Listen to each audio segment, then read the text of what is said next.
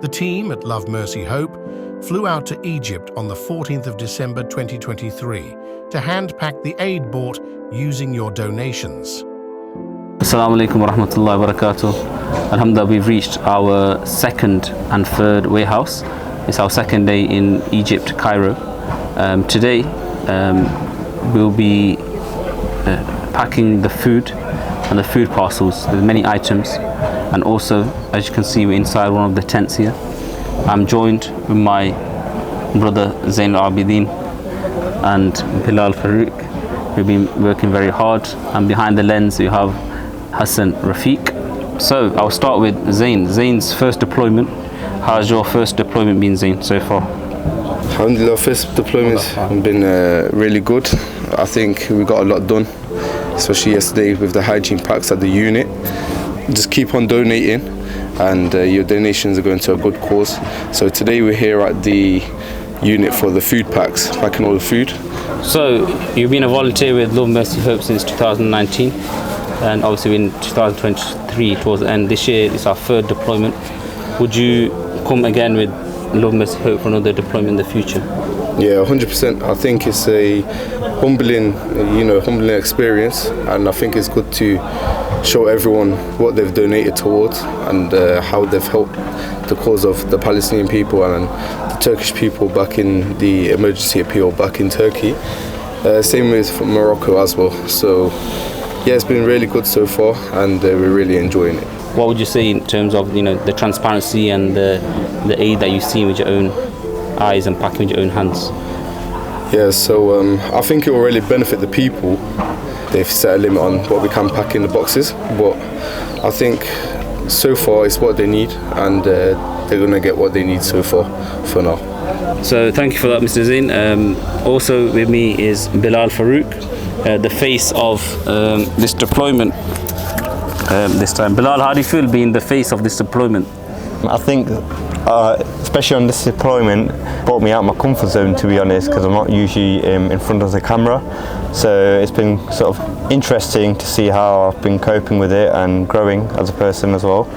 So yeah, I mean, hopefully I've done a good job, and I've been able to show our donors and viewers exactly where their money's being used and what's being purchased. So providing them with regular updates hopefully has been useful for them to see.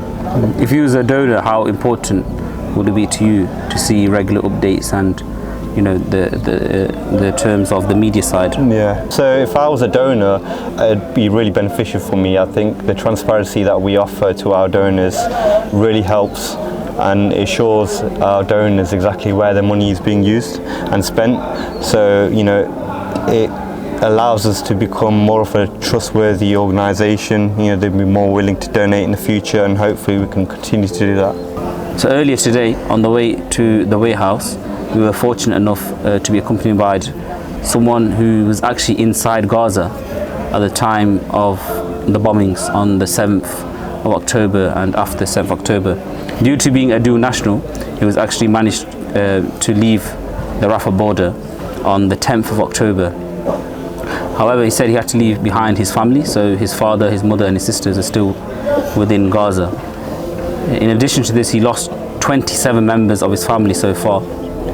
His father and his sisters, they have moved to south of Gaza, and they are waiting to also leave Gaza as soon as possible. One of the things that stood out speaking to Brother Ahmed was that he said, when I spoke to my father, he said that we are happy with our situation. However, one thing that we need is water. We're in need of water, and we're getting quite tired now at the moment.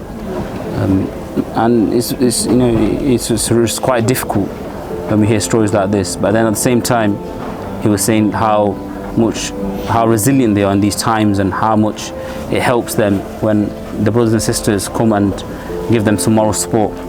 So we were speaking to him, and we recited some qasidas and stuff, and you could tell straight away when he pulled his phone out, he had a big smile, and he said he's going to send this to his mother to give him that hope that look, they're not alone, and inshallah Allah will send help sooner or later. So again, this is something, it was a first hand experience speaking to him, and his experiences and his family and losing his family members. And we will continue, inshallah, to support him and support others as much as we can.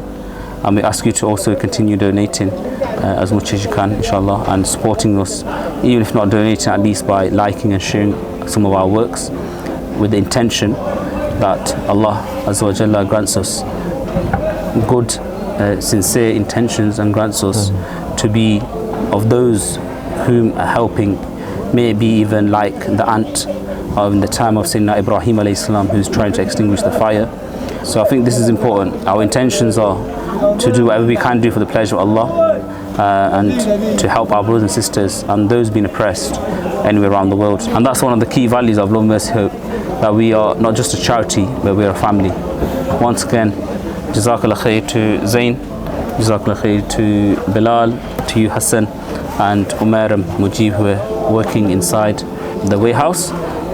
Thank you from Cairo in Egypt.